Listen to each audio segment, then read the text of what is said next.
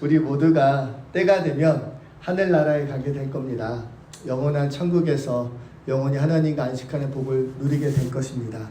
그런데요, 하늘나라 천국에 가기 전 이 땅에서 삶도 한 번뿐입니다. 그러므로요, 한 번 사는 인생 매우 가치가 있습니다.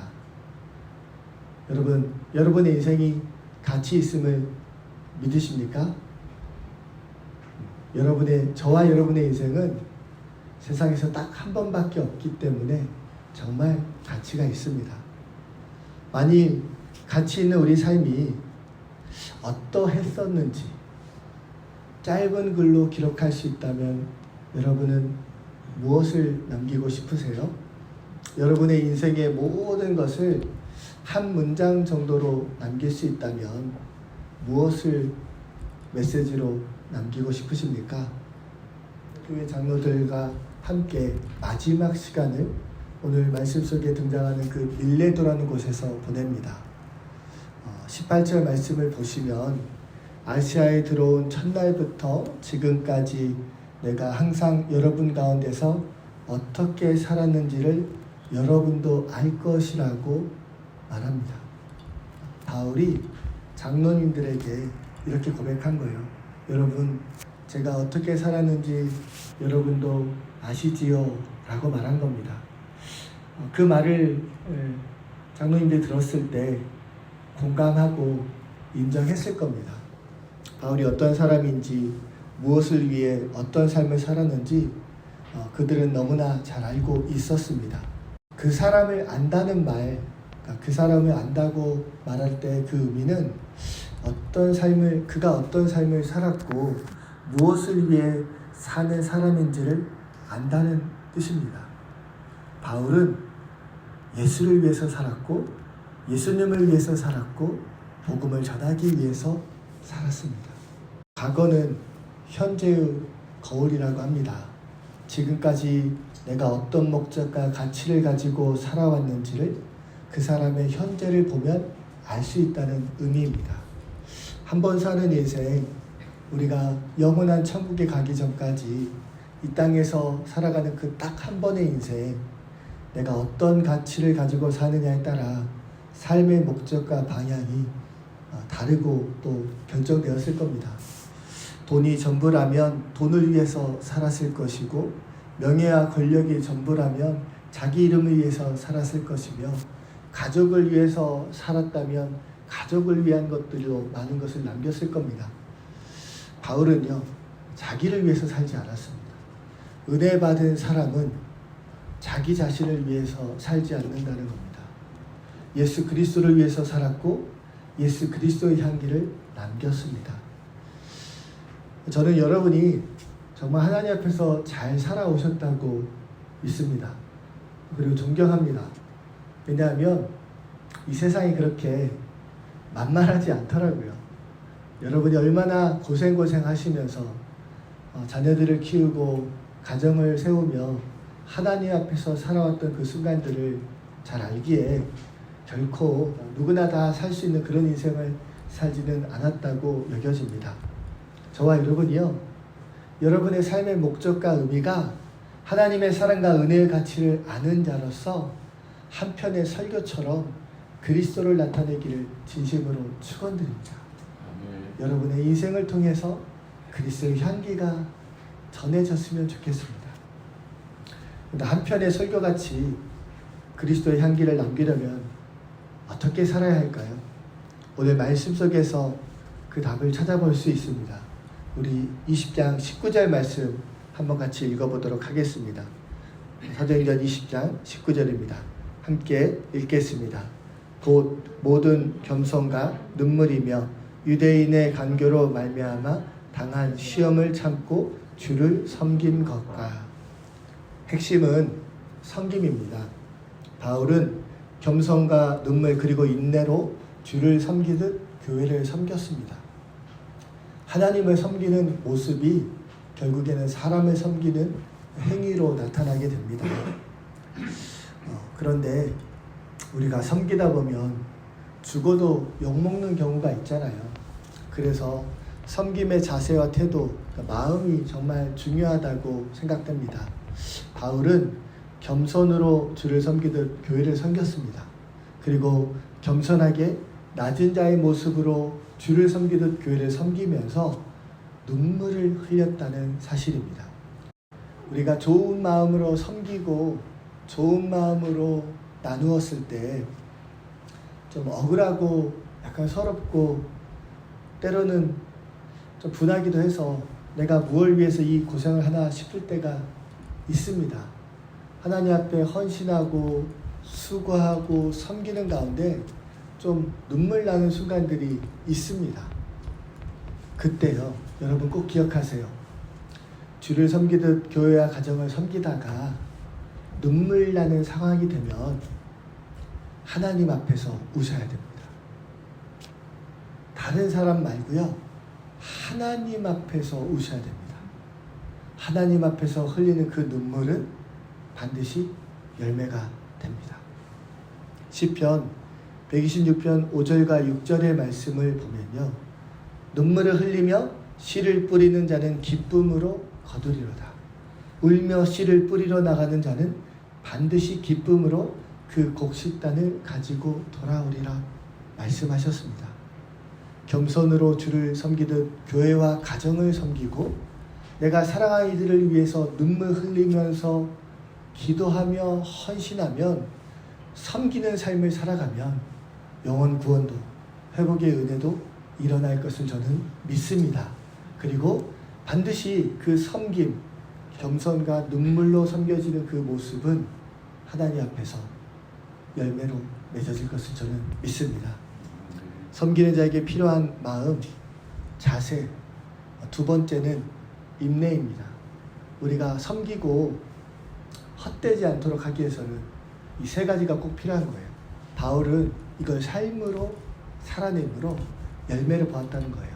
첫 번째는 겸손함, 두 번째는 애통의 시간, 세 번째는 인내입니다. 바울은요, 에베소 교회가 세워지는 과정에서 참 많이 견뎌야 했습니다. 우리도 그럴 때가 있잖아요. 특별히 바울은 유대인의 비난과 공격을 받을 때마다 언제나 참고 견뎌야 했습니다. 에베소만이 아니라 복음 전하는 곳에서 유대인들은 그를 대적했고 참 힘들게 했었지만 그 모든 순간들을 그는 감당하며 견디며 지나갔습니다. 그래서 견딘다는 의미가요, 그런 것 같아요. 이 또한 지나가리라. 이 또한 지나가리라. 그 은혜의 말씀이 기억이 됩니다. 우리가 인내하고 견딜 때 반드시 그 시간들은 지나갈 것이고 하나님은 우리에게 영광을 비춰주실 것을 믿으시기 바랍니다. 많은 믿음의 사람들이 환난 중에도 즐거워하는 이유가 있습니다. 여러분, 고난을 기뻐할 수 있는 이유가 있습니다. 왜냐하면 고난을 인내하면요, 견디면 그 인내는 그 사람의 인격을 성숙하게 만듭니다. 그리고 그 성숙된 인격은 소망을 이루게 됩니다. 로마서 5장 3절과 4절 말씀 보면 환난은 인내를, 인내는 연단을, 연단은 소망을 이루는 삶이 된다고 말씀하셨습니다. 겸손과 눈물 그리고 인내로 섬기는 자는 그러면 반드시 하나님의 은혜의 역사를 경험하게 됩니다. 저와 여러분, 이 은혜를, 이 은혜의 하나님을 만날 수 있는 귀한 삶이 될 수 있기를 진심으로 축원드립니다. 우리가 가정 안에서도 섬기는 자가 되어야 됩니다. 교회 안에서도 섬기는 자가 되어야 됩니다. 서로가 서로를 섬길 때 그 마음을 느낄 수 있기 때문에 하나님의 은혜가 우리 가운데 임하게 될 것을 저는 믿습니다. 여러분, 꼭 많은 것을 나누고 꼭 어떤 것을 나누는 것만이 섬김의 모습은 아닐 거라고 저는 믿습니다. 제일 좋은 섬김은 뭐냐? 사랑하는 겁니다. 사랑은 어떤 것으로 보여지냐? 오래 참고 온유하고 분내지 않고 그리고 그를 위해서 기도하는 겁니다. 여러분, 이 은혜가 저와 여러분에게 삶으로 드러날 수 있기를 진심으로 축원드립니다. 20절과 21절 말씀 우리 한번 또 같이 읽어보도록 하겠습니다. 유익한 것은 무엇이든지 공중 앞에서나 각 집에서나 꺼리낌 없이 여러분에게 전하여 가르치고 유대인과 헬라인들에게 하나님께 대한 회개와 우리 주 예수께 대한 믿음을 증언한 것이라. 바울은 유익한 것은 무엇이든지 전하고 가르쳤습니다. 그 바울이 생각하는 유익은 복음과 말씀입니다. 하나님의 말씀, 주 예수께서 그리스도 되심을 전하는 그 복음이 그에게 있어서는 가장 유익한 것이고 그 유익한 무엇이든지 나누고 싶은 마음이 있었습니다. 그래서 대중 앞에서나 혹은 개인의 집에 가서 유대인과 헬라인, 인종과 상관없이 꺼리낌 없이 복음을 전하고 말씀을 가르쳤습니다. 특별히 바울은요, 하나님에 대한 회개와 우리 주 예수 그리스도에 대한 믿음을 증언했습니다. 여러분, 이거 정말 중요한 건데요. 구원의 조건이 무엇인가요? 회개와 믿음입니다. 연결되어 있습니다. 그러니까 바울에게 유익한 것을 전했다, 나누었다. 그에게 있어서 가장 중요한 것, 가장 유익한 것은 복음, 말씀, 구원, 이런 것들이에요. 우리에게 가장 유익한 것은 무엇입니까? 여러분에게 있어서 가장 기쁨이 되는 것은 무엇입니까? 저는 저와 여러분이 하나님의 말씀과 복음이 우리에게 가장 유익하고 기쁨이 되기를 진심으로 축원드립니다. 회개는요, 자기 죄를 깨닫는 자가 고백할 수 있습니다. 누구나 다 회개할 수 있는 거 아니에요. 내가 누구인지 모르면서 예수님을 구주로 믿을 수도 없습니다. 그래서 회개와 믿음은 매우 중요한 겁니다. 하나님 앞에서 내가 죄인이라는 것과 그런 나를 대신해서 예수께서 하나님의 진노를 받아 십자가에 죽으셨다는 사실, 그리고 3일 만에 죽은 자 가운데서 다시 살아나신 그 예수님께서 나의 구원자 되심을 믿는 그 믿음을 보시고 하나님은 우리를 의롭다 여겨주신 겁니다. 구원의 요소가 있다면 회개와 믿음입니다.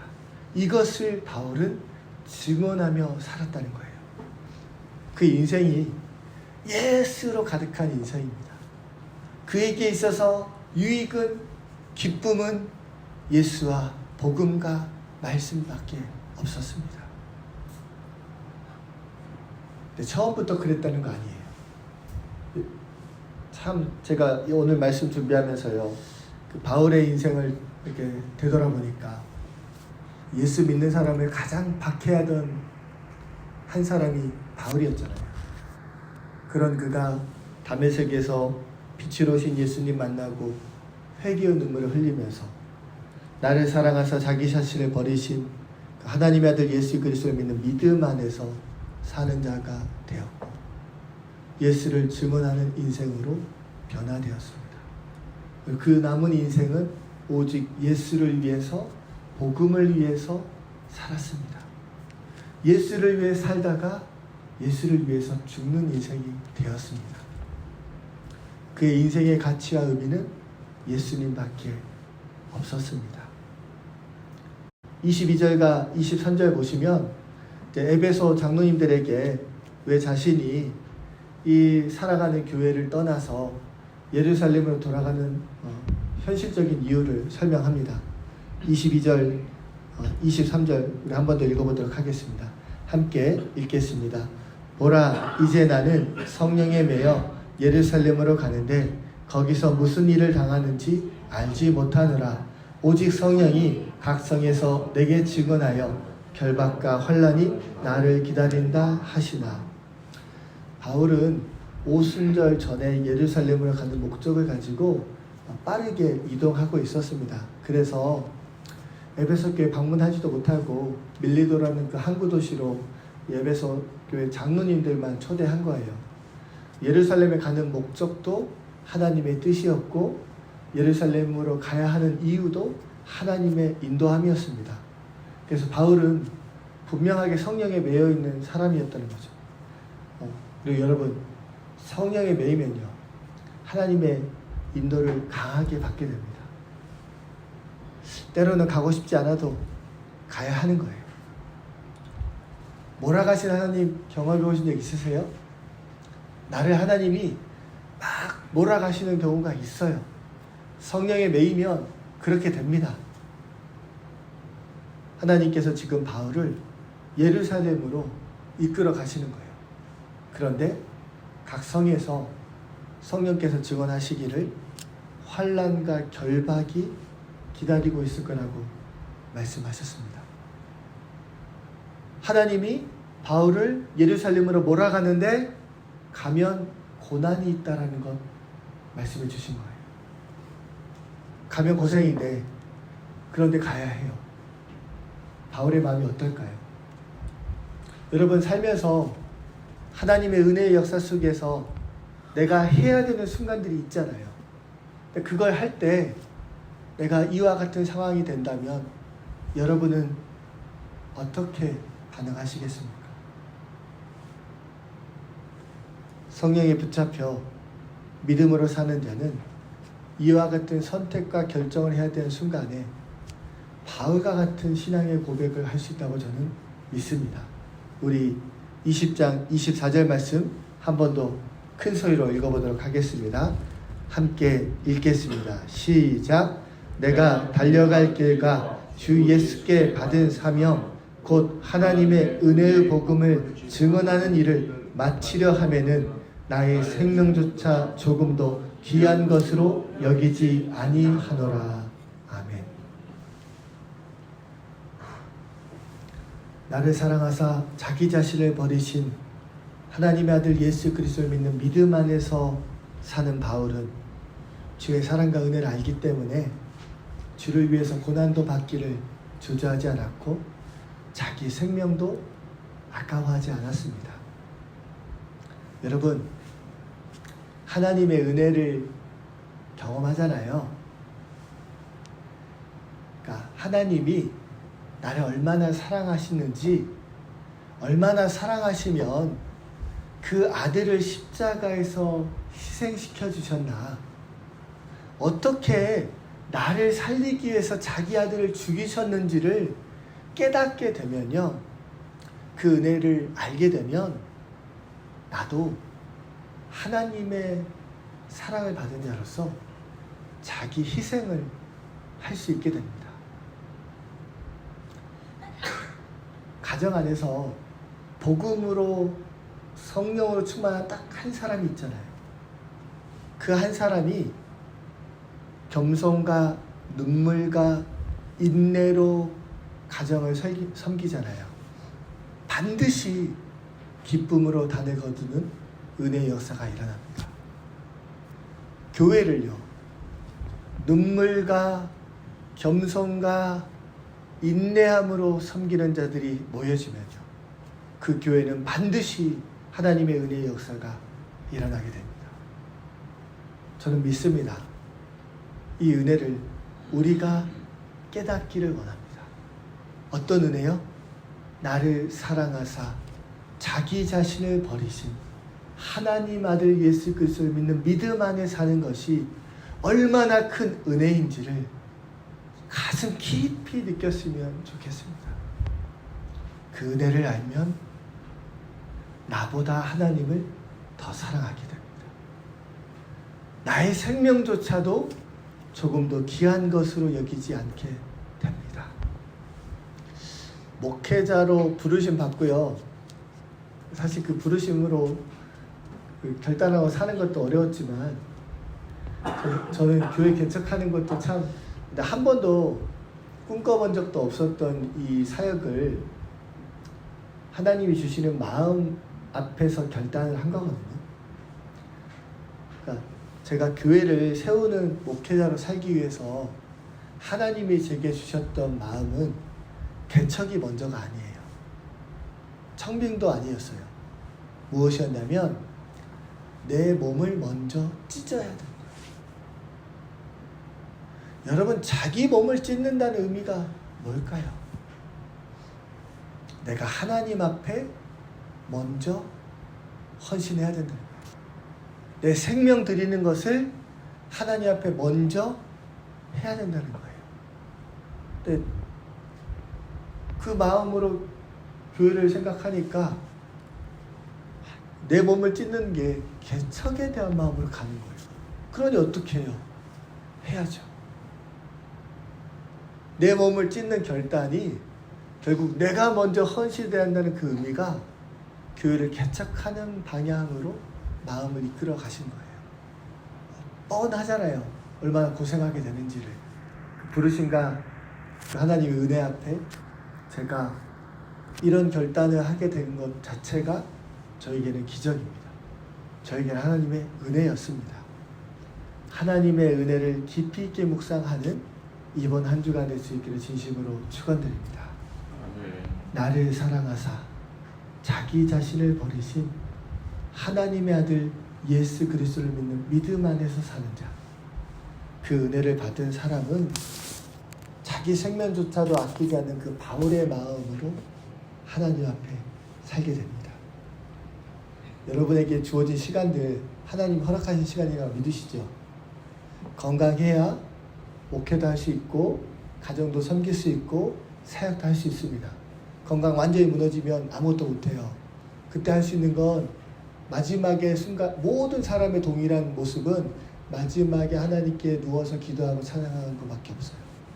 건강이 우리가 허락했기 때문에 이 시간 동안 저와 여러분은 하나님 앞에서 어떤 마음으로 사실 거예요? 앞으로 무엇을 위해서 살아가실 겁니까? 이 땅에서 삶 딱 한 번이라고 했잖아요. 우리는 영원한 삶이 예비되어 있지만 이 세상의 삶도 딱 한 번이기 때문에 자녀로서의 그 축복과 권세는 매우 가치가 있습니다. 제가 어떤 장로님하고 이렇게 개인적으로 교제하면서 나눴던 얘기인데요. 이 장로님 사업하시는 분이셔서 돈을 적지 않게 버세요. 연세가 꽤 있으신데 사업을 아직 하고 계셔서 한 달에 일반인들보다 훨씬 많이 버시거든요. 그런데 이 장로님이 고백하셨던 그 말씀이 그 성도님이 말씀하신 고백이 너무나 좀 이렇게 충격으로 왔어요. 뭐라고 하셨냐면 노후를 어떻게 준비해야 될지가 고민이 된다. 어떻게 해야 될지 모르겠습니다. 이러는 거예요. 근데 제가 볼 때는 지금도 충분히 여유가 있으시고 충분히 풍성한 하나님의 은혜를 누리고 계신데도 그 장로님의 고민은 노후에 대한 문제를 놓고 고심하고 계셨어요. 왜냐하면 사업을 계속할 수는 없을 테니까. 사업을 접게 되면 그 이후의 삶에 대한 불안과 염려가 있으셨던 거죠. 충분히 저는 헤아려졌습니다. 그러니까요, 우리가 하나님 앞에서 후회 없는 삶을 살기 위해서는 내가 어떤 마음으로 사느냐가 정말 중요한 것 같아요. 돈을 위해서 살고자 하는 사람은 돈만 생각하게 될 것이고, 명예와 권력을 추구하는 사람은 자기 이름을 높이는 것에만 모든 생각이 잠겨 있을 겁니다. 바울은 예수님만 생각했고 예수님만 바라보았고 예수를 위해서만 살았습니다. 근데 그 인생의 가치가 얼마나 큰지를 저는 오늘 말씀 속에서 다시 한번 느끼고 또 말씀 속에서 묵상하게 됩니다. 하나님 앞에서 후회 없는 삶, 바울이 그와 같은 삶을 살았던 것처럼 저와 여러분도 우리 인생의 의미와 가치가 하나님 앞에 정의되어 은혜 안에 살아가는 귀한 삶이 될 수 있기를 진심으로 축원드립니다. 3년의 사역을 마무리하면서 바울은 다음과 같이 고백했습니다. 26절과 27절인데요. 제가 읽어드리겠습니다. 그러므로 오늘 여러분에게 증언하거니와 모든 사람의 피에 대하여 내가 깨끗하니 이는 내가 꺼리지 않고 하나님의 뜻을 다 여러분에게 전하였음이라. 모든 사람의 피에 대해서 바울은 깨끗하다고 했습니다. 꺼리지 않고 하나님의 말씀을 전했기 때문인데요. 아무나 할 수 없는 고백입니다. 이 모든 사람의 피에 대해서 나는 깨끗하다는 의미는 그 말씀을 이해하기 위해서 에스겔서 33장을 좀 묵상해야 됩니다. 33장 9절 말씀에 이런 고백이 있어요. 33장과 35장 이렇게 나와 있는데 33장 9절 말씀 제가 읽어드릴게요. 그러나 너는 악인에게 경고하여 돌이켜 그의 길에서 떠나라고 하되 그가 돌이켜 그의 길에서 떠나지 아니하면 그는 자기 죄악으로 말미암아 죽으려니와 너는 너의 생명을 보존하리라. 그러니까 에스겔서에서 하는 이 말씀의 의미가 무엇이냐면요. 어떤 사람의 위험이 닥치기 전에 그 사람에게 미리 그 위험을 알려서 거기서 벗어나도록 하는 파수꾼의 역할을 말씀하는 겁니다. 바울은 이 말씀을 복음을 전한 자기에게 연결한 거예요. 바울이 복음을 전했을 때 어떤 사람은 복음을 받아들이고 어떤 사람은 거부했잖아요. 그 거부한 사람에 대해서는 자신은 책임이 없다는 거예요. 나는 깨끗하다는 의미가 그겁니다. 복음을 듣고도 돌이키지 않고 죄인으로서 하나님 앞에 그 죄값을 받게 되는 것은 그 사람이 선택하고 결정한 그의 책임이라는 거예요. 그 피에 대해서 자신은 깨끗하다고 고백한 겁니다. 3년 동안 예배소 도시에 살면서 어떻게 복음을 전했으면 모든 사람의 피에 대해서 깨끗하다고 말했을 수 있을까요? 그러니까 아마도 만나는 모든 사람들, 그 대중 앞에 섰을 때마다 회당 앞에서 또 두란노 서원에서 복음을 전하고 예수를 전하는 삶을 살았다는 증거일 겁니다. 그래서 제가 이 말씀 준비하면서요, 나는 어떤가 이렇게 되돌아보았습니다. 한 번씩 기도하기를 이 호메실 지역이 하나님 복음으로 초토화되게 해주세요. 복음으로 그냥 초토화시켜주세요. 이런 기도를 하는데 여전히 저는 이 호메시 지역에 있는 많은 성도들에게, 많은 사람들에게 복음을 다 전하지 못했습니다. 그래서 전도를 계속해야 되겠다는 그런 마음을 다시 한번 다져봅니다. 여러분 어떠신가요? 여러분 가정에서 여러분 가정에 대한, 가족에 대한 피 깨끗하십니까? 내가 살아가는 또 내가 아는 그 사람에게 복음을 다 전하셨습니까? 여러분은 그들의 피에 대해서 깨끗하십니까? 만약 자유하시다면 계속해서 그 은혜를 누리고 살기를 소망합니다. 그런데 한 명이라도 걸리는 사람이 있다면 하나님의 때에 반드시 전하셔서 때를 얻던지 못 얻던지 전하는 그 사명을 감당할 수 있게 진심으로 축원드립니다. 그 사람이 복음 듣던지 안 듣던지 전하는 건 우리 몫입니다. 그가 믿는 건 은혜이고 믿지 않는 건 그 사람의 책임이며 그 사람과 하나님과의 관계 속에서 주어진 일입니다. 그렇기 때문에 우리는 전도에 대해서 자유로울 수 있는 겁니다. 전하기만 하면 되지 우리가 그가 믿고 안 믿고에 대해서 판단하거나 생각하거나 미리 예측할 필요는 없습니다. 하나님과 그 사람과의 관계, 그 사람의 믿음은 내가 줄 수 없기 때문입니다. 이 자유로움을 누리시면서 복음을 때를 얻던지 얻지 못하는 상황이든지 언제든지 전해야 할 때는 복음을 전하시기를 진심으로 축원드립니다. 마지막으로요, 바울은 장로들에게 교회를 맡기며 두 가지를 권면합니다. 그 내용이 28절과 32절인데요. 이렇습니다. 하나님이 예수의 피로 사신 교회를 위해서 장로님들, 그 에베소 교회 장로님들 여러분을 감독으로 세우셨다는 겁니다. 그리고 앞으로 바울이 떠나간 이후에 이리가 와서 잘못된 길로 왜곡된 말씀으로 성도들을 끌어낼 수 있으니 그렇지 못하도록 잘 보살피라는 권면을 한 겁니다. 바울이요, 에베소 교회를 장로님들에게 맡길 수 있었던 이유가 저는 첫째, 말씀이 있기 때문이라고 믿습니다. 여러분, 하나님의 말씀은 우리를 믿음 안에 살아갈 수 있도록 든든하게 세워줍니다. 믿음으로 살아가는 자는 하나님의 말씀이 반드시 그 안에 있습니다. 그래서 말씀이 있으면 영혼이 살아나요. 말씀이 우리 귀에 들려지고 가슴에 느껴지면 생명의 은혜가 우리 가운데 일어나게 됩니다. 그리고 그 말씀대로 하나님의 뜻을 이루는 삶이 될 수 있을 거라고 저는 믿습니다. 여러분, 말씀을 붙잡고 사시기를 진심으로 축원드립니다. 가정에서나 교회나 든든하게 믿음을 세워지는 건 꼭 말씀이 있어야 되는 거예요. 영원히 사는 것도 말씀이 있어야 되는 거예요. 바울은 이 말씀이 있기 때문에 에베소 교회 장로들에게 교회를 맡기고 가는 겁니다. 두 번째는요, 믿음이에요. 하나님에 대한 믿음. 바울은 예수 그리스도 안에서 주의 몸된 교회를 세우신 하나님을 믿었습니다. 예수의 피로 사신 교회를 하나님이 책임져 주실 것을 믿었기 때문에 그 하나님이 장로님들과 함께 할 것을, 감독자로 세우신 그들과 함께 할 것을 믿었기 때문에 바울은 또 다른 사명을 위해 예루살렘으로 떠날 수 있었습니다. 여러분은 하나님께 여러분의 인생을 맡기실 수 있으십니까? 여러분은 하나님께 여러분의 인생을 지금 맡기고 살고 계십니까? 맡기셔야 됩니다. 그리고 여러분의 자녀들도 하나님께 맡기셔야 됩니다. 키워보니까요, 무릎에 딱 앉아있는 그때까지 지금이 제일 좋은 것 같아요. 지금이 제일 좋아요. 좀 더 크게 이제 주여 하는 날이 막 오겠지요. 근데 제가 3살 때인가 4살 때 이제 유치원을 처음 보냈었거든요.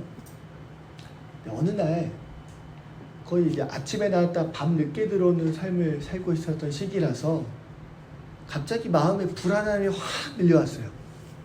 애가 잘못되면 어떡하지? 그냥 그런 마음이, 불안함이 딱 밀려온 거예요. 그러자 아무것도 못하겠어요. 그래서 그 순간에 하나님께 결단하고 기도했어요. 하나님, 그냥 내 자녀 하나님께 맡깁니다. 하나님이 알아서 하십시오. 하나님께 맡기겠습니다. 왜요? 어차피 제 무릎에 벗어나면 제가 할 수 있는 게 없어요. 제가 책임져 주지 못해요. 제가 지켜주지 못해요. 근데 하나님이 책임져 줄 수 있다고 저는 믿습니다. 하나님께 맡기고 난 이후에 마음에 불안함이 없는 거예요. 얘네들 인생도 동일합니다.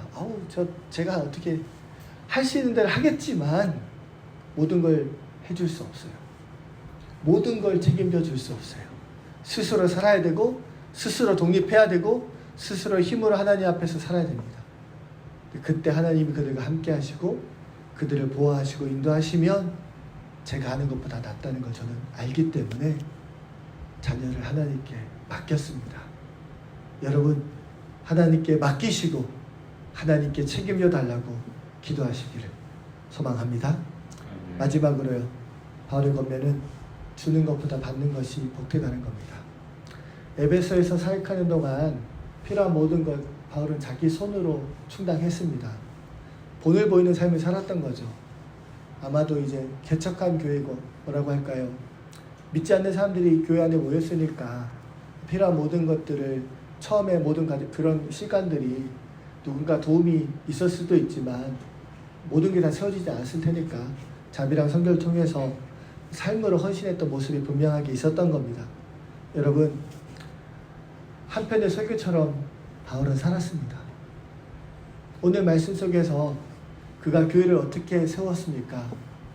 겸손과 눈물과 인내로 섬기면서 주를 섬기듯 사람을 섬기며 교회를 세워간 겁니다.